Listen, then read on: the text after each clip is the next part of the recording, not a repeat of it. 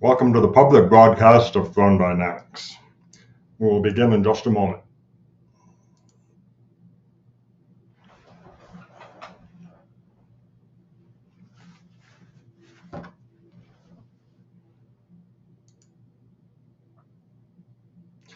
I'm Ivan Throne, Chief Executive Manager and founder of Throne Dynamics, and I welcome you to the company broadcast. Today we're going to be talking about a number of things, in particular the company channels overview. We'll look at some of the recent movement faction leader appointments, as well as some upcoming appointments that we're expecting within the next few weeks. We're going to talk about the recent FBI document release on Patriot Front, Project Silver Talent, and also a public event the company is hosting in Columbus, Ohio at the end of this month. Well, first off, to discuss our company channels overview, first thing I'd like to mention is, of course, the company website at thronedynamics.com, and there you'll find our company reports, information on what we do, how we do it, who we do it with, and the work of the company. Now, we define ourselves as a fourth-generation warfare non-state actor in the Third World War, and we provide full-spectrum dominance consulting to qualified clients in critical continuity industries. Now, we'll talk a little bit more about those critical continuity industries later on in today's program. We're also going to introduce you, if you're not already familiar with the founders Substack. And you can find the link there at ivanthrone.substack.com. And also, we'll be sending you to read the Substack, both from the standpoint of what's available for militants to learn, to grow, what kind of education is available, and exhortations to you for thought, word, and deed in these very dangerous times. Additionally, the company Telegram channel at t.me/Throne-Dynamics. You can search for Throne Dynamics on Telegram, and that will provide you with a immediate, if you're on that platform, alert for risk division advisories, company reports, and other publications by the company. Finally, we encourage you to sign up to the company email list. You can do that at the bottom of the homepage, and if you download Age of Militants or go through our Raw Human Capital report, which is complimentary, you'll also be added to our subscriber list. We can provide you with those updates, notices of new reports, and so on. Now, let's move forward here and talk about some of these movement faction leader appointments. And as you can see from our slide here, we have a number of new appointments, and this list includes those factions that are already active, those that we have candidates in the pipeline for. We have a fairly extensive multiple interview process for that.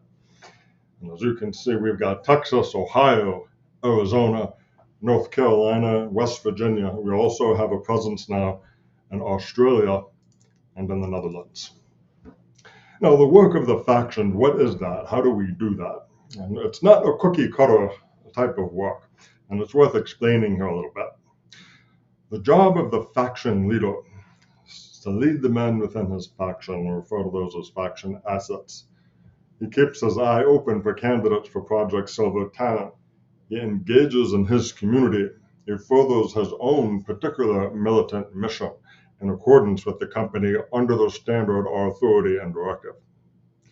Because of this, each faction is unique and it's different for each environment. For example, in Texas, one of the primary responsibilities of the faction leader there is to bring militant groups together, to coordinate them and ensure that their leadership works with us, takes our direction, and is kept aware of things on the ground, happenings in the broader militant environment, and is prepared for changes during this time, both in government, society during the Third World War.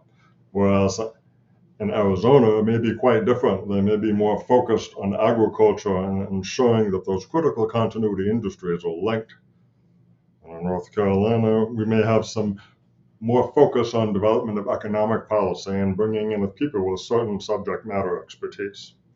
So as you can see, it's not a stamped out faction process.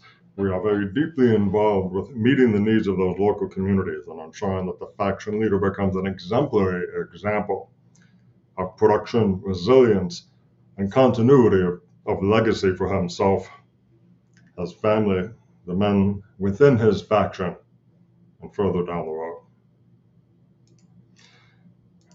Now let's step here to the FBI document release on Patriot Front. This is something that recently came out several days ago and is an important thing to look at.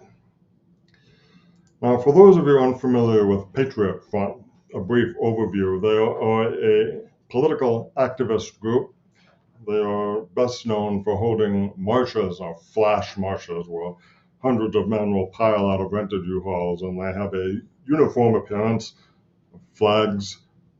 They have blue shorts, hats. They wear a white balaclava and khaki pants. And over the last couple of years, and they've been around for several years, but over the last couple of years, there's been a very childish castigation process of what's called Fed jacketing, or accusing them of being federal agents, or being riddled with informers, and even more so protected by the FBI or the Justice Department of the United States as a sort of hostile psychological operation. So recently, as mentioned, the FBI released, under the Freedom of Information Act, 2 PDF documents, Part 1 and Part 2, with roughly 950 pages of information.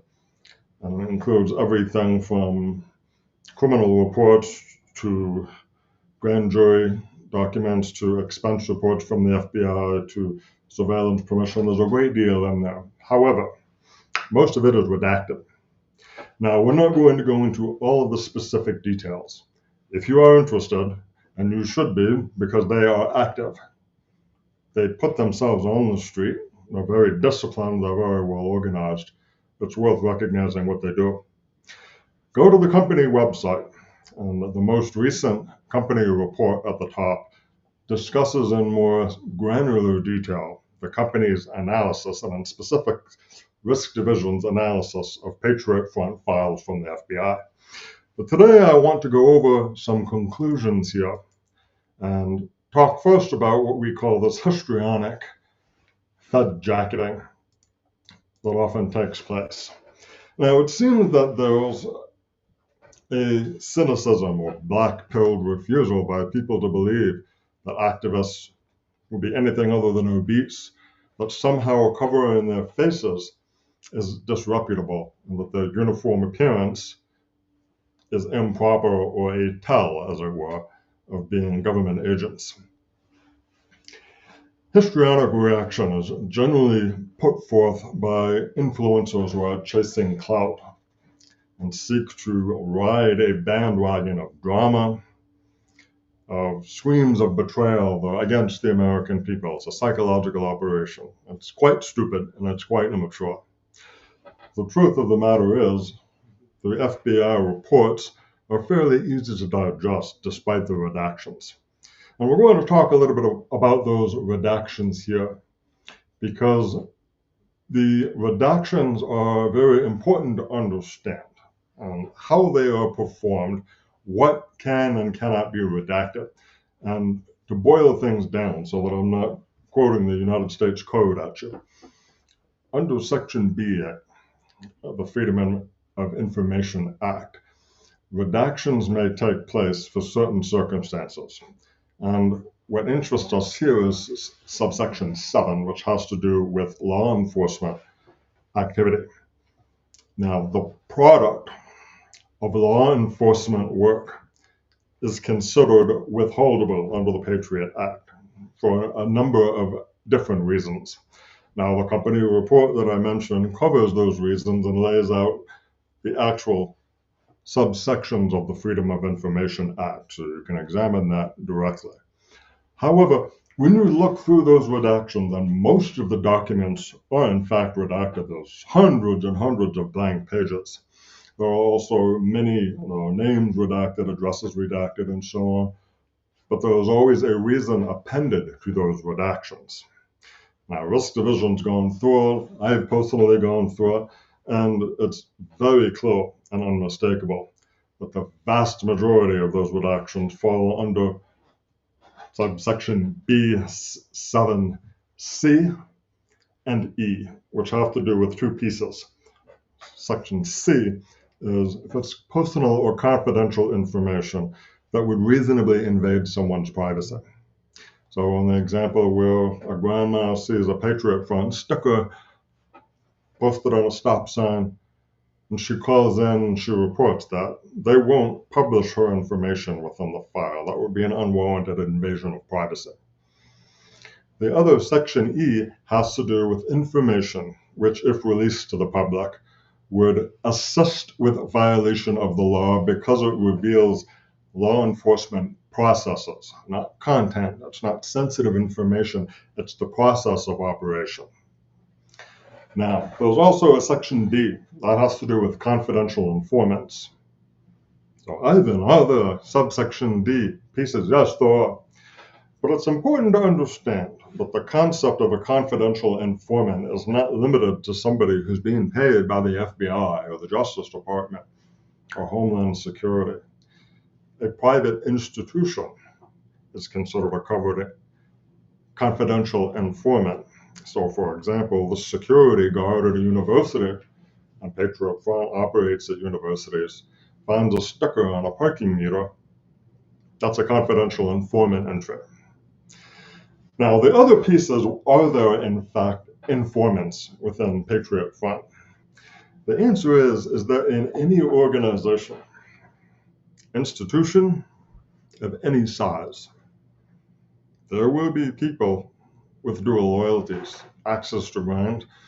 We cover in that report a notable example within those files of a leftist activist, disappointed in her own group, who attempted to pull the FBI in after she left her own group to turn the state interest upon both Patriot Front and her former comrades. And it's important here, I think, to provide a professional sense of the type of content that's produced by law enforcement in response to that sort of situation. And it is a duty on the part of law enforcement to take in tips, to log them, to follow up as necessary. That includes surveillance and photographing people marching. Who are they? What are their identities? Is a reasonable trigger for surveillance of taking pictures, photographing license plates. And people often think that surveillance instantly brings in vans full of men in sunglasses and wall-to-wall electronic equipment, drones, men in costumes. That's not how reality works. So it's important that you read through the company report, understand what's taking place. And the idea that Patriot Front is composed of federal agents is nonsensical. The members are generally under the age of 25. They do have an age limit, and it's very unlikely that you would see a federal agent over that age merely present, let alone fully funded en masse by the Justice Department to create a psychological operation. So why do people engage in this histrionic Fed jacketing, as we call it? Primarily, it has to do with shame and fear. Shame that they do nothing other than harvest likes and seek digital adulation, versus the very hard and very difficult, sometimes dangerous work of organizing men, keeping them in discipline, keeping them restrained, bringing them to a location, conducting an activity, egress from the event.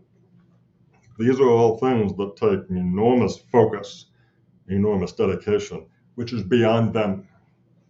That builds resentment, and that builds in them the desire to deprecate, to deny, so they need not face their own inadequacy and competence of citizens of a crumbling state who dare do nothing about it.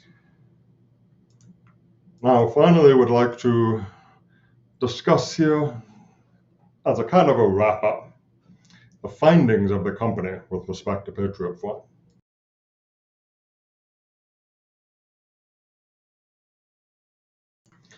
Patriot Fund is a relatively young organization, both in terms of how long it's been in existence, less than 5 years, and the age of the members.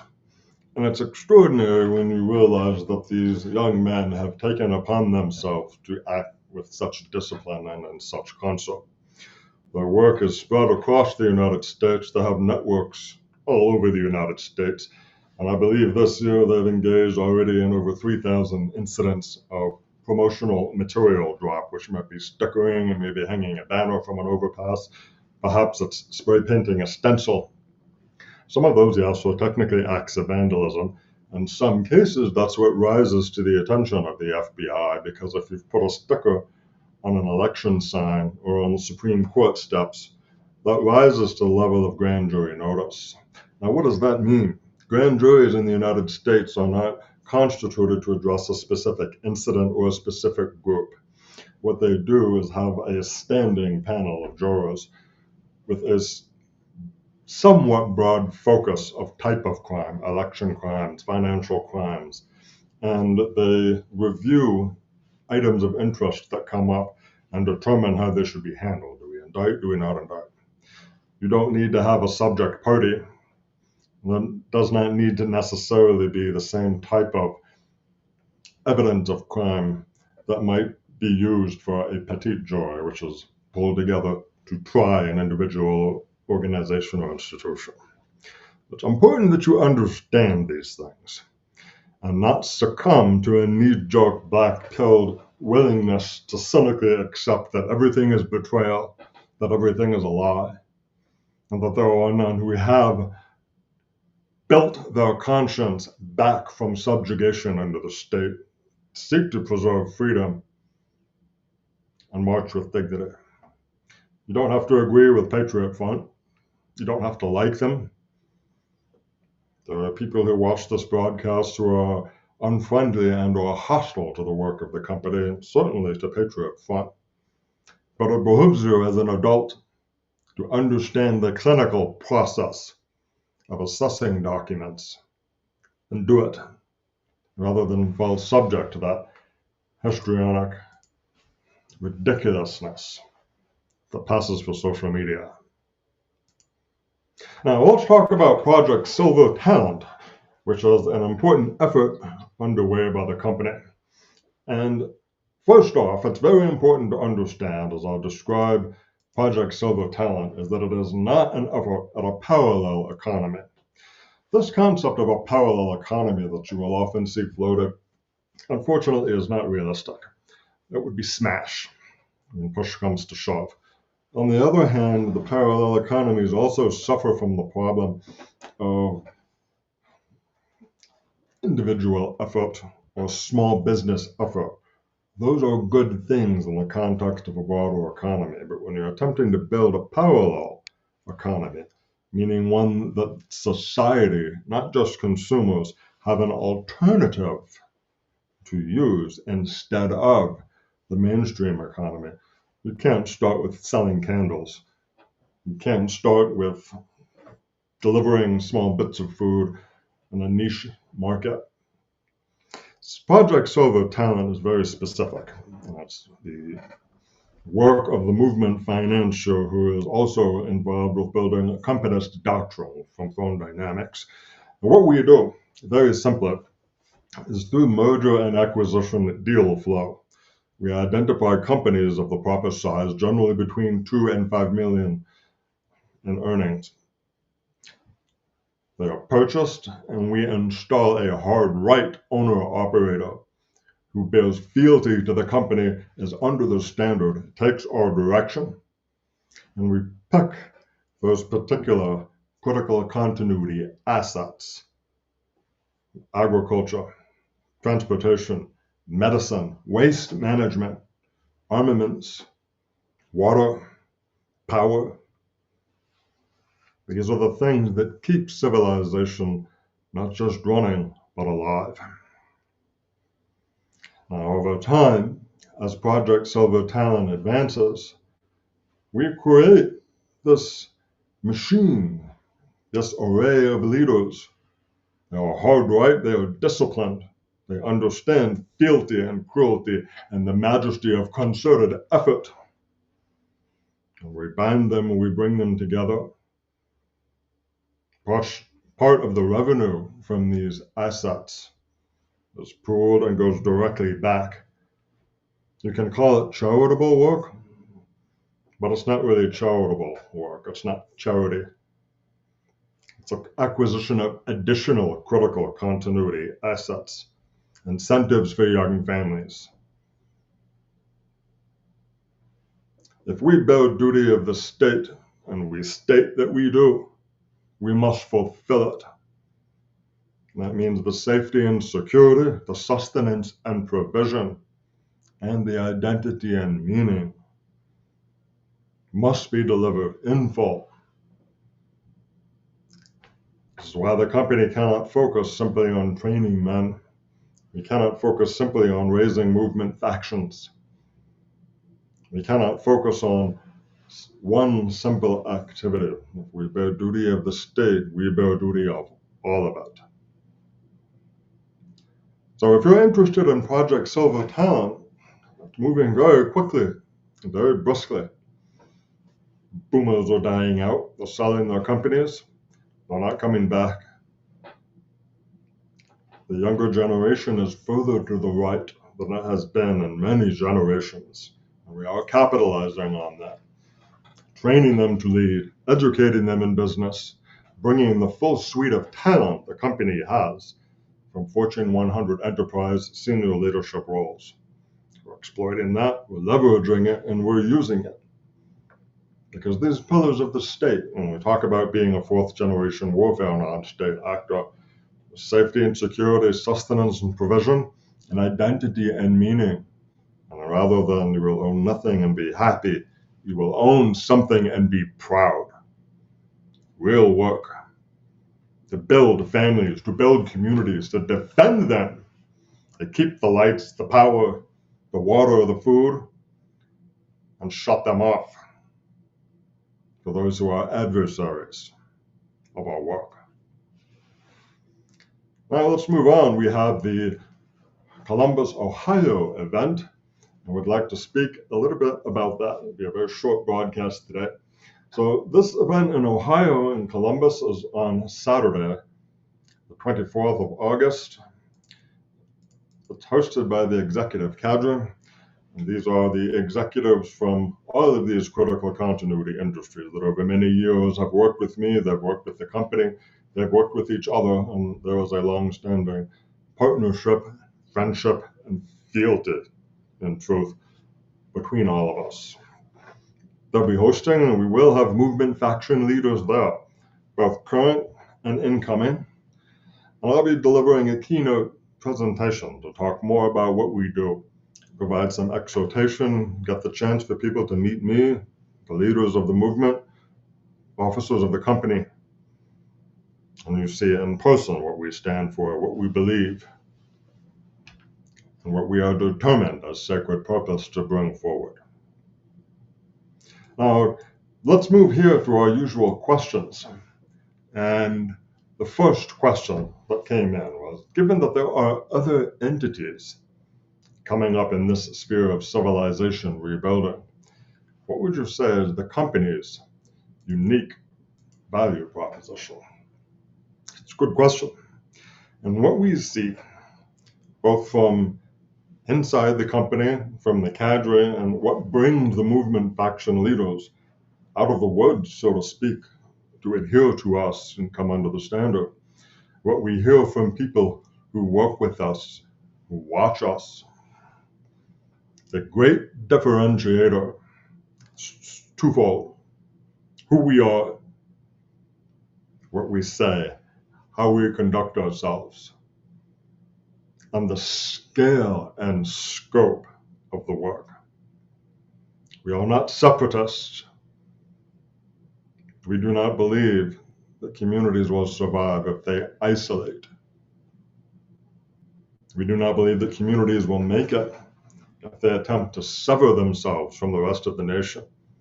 Things are too interconnected today. Things are too entwined, too entangled, too enmeshed.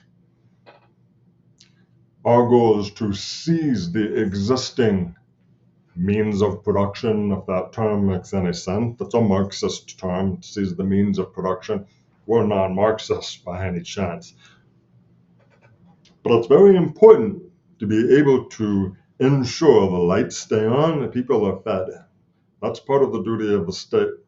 No one else is doing that.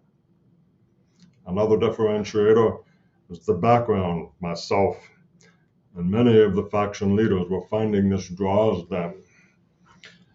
I am the 22nd direct male descendant of a family that's counseled the royal crown in the United Kingdom for 700 years. This is not to aggrandize myself, but rather to state we have institutional experience as a family. How do you capture the conscience of the king? How do you redirect the sovereign away from evil? How do you measure and guide the forbearance and brutality of the ruler without losing your own head in the process? This is institutional knowledge that's been brought down. Respect for heritage, understanding of legacy, and how generations over time rise and fall based on their adherence to justice, compassion, and the delivery of those pillars of the state. The other is the ninja background of myself, and now today, after many, many years of training, many men of the cadre and those of the Hagakure Kan are in-place intelligence assets that is unlike anything else. Now, it's worth stating here that the great differentiator between the ninja, samurai, other fighters is not essentially one of combat skill. The ninja have their own combat methods, but fighting's fighting. War is war, and it only ultimately looks so different. The strength of the ninja lineages of those schools is the ability to focus the mind and the heart in concert and shift history,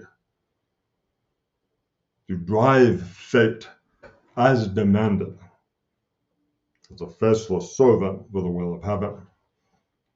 That brings us the determination and again institutional knowledge of strategy, espionage, penetration, counsel and guidance, all of these things that become so necessary for the work of the state, to fulfill the duty of the state, to ensure the security, the safety, the health and the vitality and the identity of the state and the meaning of being a part of it. And finally, and this is probably the most we find fascinating piece of this, or the biggest differentiator that enables us today to do the work we do.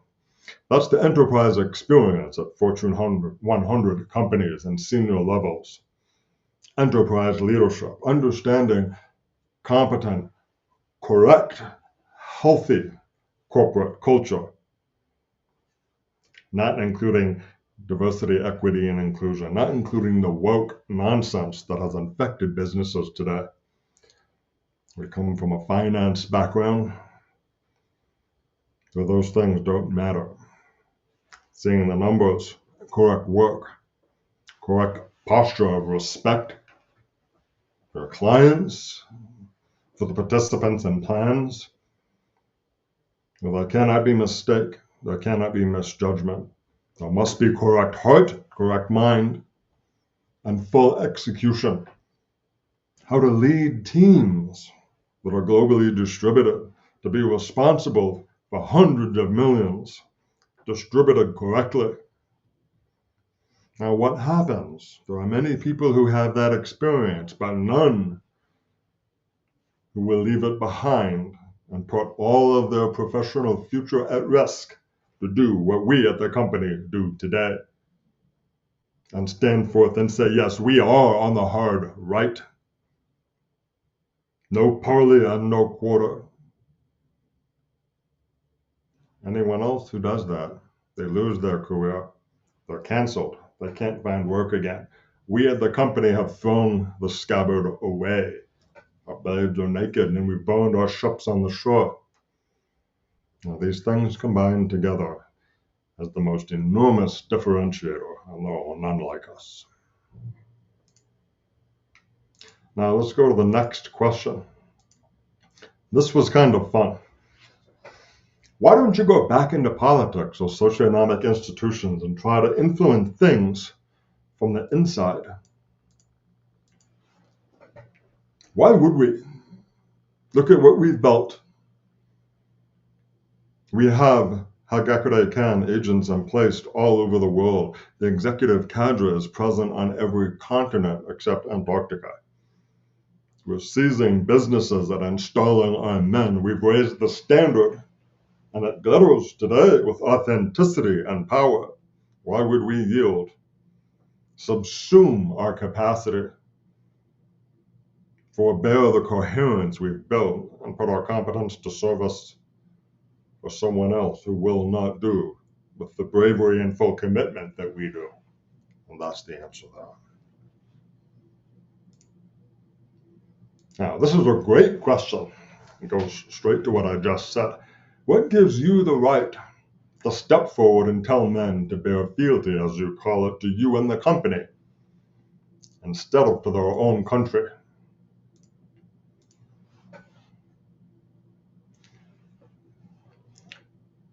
Christ said very clearly, render unto Caesar what is Caesar's. Every Christian knows that expression. Scripture does not say who gets to be Caesar. The ultimate example is Napoleon, who said, I found the crown of France in the gutter. I'll pick it up and I place it on my own head. The idea of the Napoleonic arrogance comes from that. But he was correct.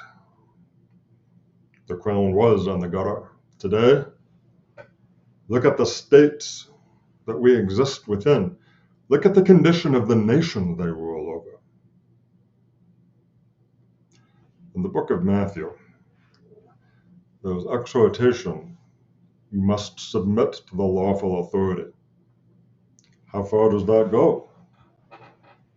On earth, we have determined through history that the defense that I was only following orders is insufficient. There are unlawful orders. When do you, as a citizen, a subject, make the decision that the compact of loyalty, the demand of loyalty, and the sacred requirement of fealty to the state no longer applies? And there's an answer. When the state wars against God, that pact is broken. The color of the authority has bled out, and you no longer bear fealty to that rotted organization, institution. That's how it works in reality. Founding fathers said that a decent consideration and respect for the opinions of men led them to write the Declaration of Independence. I'm paraphrasing, but read it and you'll see that. Each of us bears duty of the state. There is no alternative, unless you wish to be under the heel of a regime. Do we not, as we look around, see that the state wars against God? Has not the mandate of heaven fallen from their shoulders? We see these things with sorrow, with anguish, with great trauma from the collapse of what was once great, what was once good and beautiful and true. but we cannot walk away and leave the fate of our own people along with the crown in that gutter of desecration and destruction. Hence, we pick it up. So the question is, under whose authority? Mine and God's. I answer to God. I answer to the men of the cadre and the movement, because we have taken it upon ourselves to fulfill that duty with full explication of cruelty. Cruelty has a specific definition for us. Not going to cover it today. We found it on the founder's Substack. Read it and understand. That's your answer. Next question. Why did the company talk about international law and so on? How is that going to help people day to day in turning back all of the destruction? This goes back in part to that decent respect for the opinions of men. It's not to ask permission. It's not to yield to a higher authority. It is to acknowledge there must be order. We do not seek to destroy the state. Very important. We seek to provide the state. A long process. It's an enormous amount of work, but we'll not do it by electing officials and then attempting to capture parliaments. It takes too long. None of us will make it if we take that route. By going directly to the heart of things, if we are going to deliver and fulfill our duty of the state, safety and security includes justice. What should justice look like? Well, we had a conversation from time to time with people, and we asked very bluntly, do you think genocides will never, ever happen again? Answer is no, they will. Of course they will. It's human nature. That's history. That's how it works. Not a question of good or bad, appropriate or inappropriate. It just is. Does it feel like genocides are coming again? It's taking place right now in Gaza, before the eyes of the entire world. As I speak these words to you today, we're waiting for Iran and Israel to go at it. Genocide is indeed coming. The pandemic is often viewed as a medical genocide. It's beyond the scope of today's broadcast. But yes, they're coming. They're here. So the question becomes, how do you want your genocides? Do you want them on time, under budget, to specifications, and successful and limited? Or do you want unrestrained, chaotic, wall-to-wall carnage without control? Pick one. In either way, either place, any time, that decent respect for the opinions of mankind and from moral sense demands that we as the company not submit to the histrionic nonsense that's so typical of those who do not possess maturity, experience, and correct leadership of the heart and conscience and mind as rulers. There is no exception to this. So that's why international humanitarian law, international human rights law, the Geneva Convention, what's known as the laws and customs of war, must be a fluency and expertise that we possess. And again, we simply cannot leave any stone unturned. There's no part of our duty of the state that we can abrogate. So it's a tremendous burden and it's a tremendous work, enormous, unending effort. And that's where our factions come in. That's where the cadre comes in, why those things exist. To leverage the expertise, the work, the burdens, and the effort, and collectively drive that successful outcome. Now, we have some exhortations or guidance from the executive executive cadre here. This one comes from a man who's also a faction leader, and he said, "Are you active or passive in your life? Are you the primary driver, or just sitting back and responding to the actions of others?" One of the characteristics of dominance is that even otherwise passive actions can be made active, such as waiting, or better, do not fire until you see the whites of their eyes. That famous quote from the Battle of Lexington, back in American history, when the United States was first becoming more than a dream and becoming a reality. I've spoken with people about and given instruction. How do you teach patience to a psychopath? His impulsive nature. Timing, you teach instead of patience. When young fighting-age males and their millions across the Western nations, desperate for change, furious at what was stolen, how do you teach them patience? You don't. You teach them timing. Wait for the whites of the eyes and then fire. Our cadre member is correct, and I encourage you to think about that, how you can transform from passive to active in a way that's not necessarily observable to the casual viewer. Now, this is another important exhortation. Men do not have to do everything. Define the scope of your capabilities and your reach, and then strive and train to be as effective as you can be at that scope.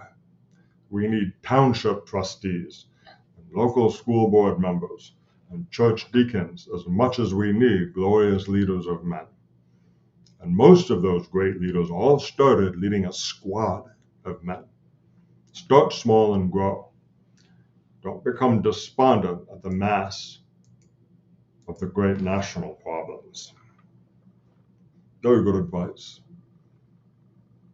The company began. Myself and a young man who was very, very early 20s. Today, he's the relationship manager of the company, and we have factions and cadres, agents, and companies all across the earth. We started with 2, and we added a few more. We built the relationships, we did the work. Our duty brings us to what we do. Your duty must bring you to its fulfillment. Start small. You don't need to take on the world. You don't need to take on the state. You don't need to take on the grand designs of heaven on your very first day. Get yourself in order. That's why the company has 2 classifications for men under the authority of the standard: in good order or not in good order.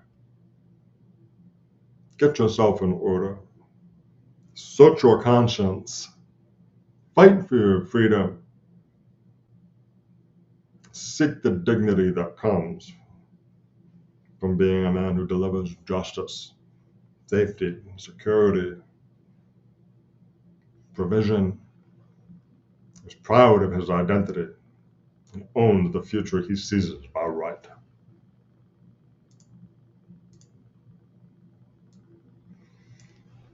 And it's important to keep in mind, when you want to bring something into the world, it is a crooked path that requires devoted endurance over a long period of time, and the results may often reveal themselves where you least expect it. In mature organizations and institutions, companies, universities, military branches, any long and continuous entity of that nature, projects start, initiatives begin, and over time, from the top-down view, it can look within any snapshot that each of their grand imperatives that you wish to see succeed, they seem to creep, they maybe fall underneath a little bit. But as long as the entire culture continues to work, as long as the teams are responsive and achieve under the management that keeps them on track and listens and adheres to the leadership of the entity, over time, these things sprout and they grow. And before you know it, you have the success that you've been working to build across many of these fronts. If you go to the academy.thronedynamics.com, and scroll down, there'll be a Academy resource. It's free for you to read and use, share as you please. It's called Fiercely Spread Seed. Fiercely spread seed, constantly, always ahead of you on the path. Deliver value everywhere you go. And eventually, my friend, you will walk in the shade all the time. Let's move on to the last exhortation from the cadre. That's a good place to end our broadcast today. Just start somewhere, however small. Just get started. I'm Ivan Throne. This has been a public broadcast of Throne Dynamics. I want to thank you for being a part of this. We'll have this up on YouTube shortly. I encourage you to visit the Throne Dynamics website, our Telegram channel, our YouTube channel. If you do a search for Throne Dynamics on YouTube, we don't do a whole lot there just because the production takes too much time, but we do post all of our broadcasts. Take a look, learn from us, benefit and profit by our example. Don't be afraid. The future is yours if you're willing to seize it. The very first thing to do is simply to get up and walk. Grand Rising.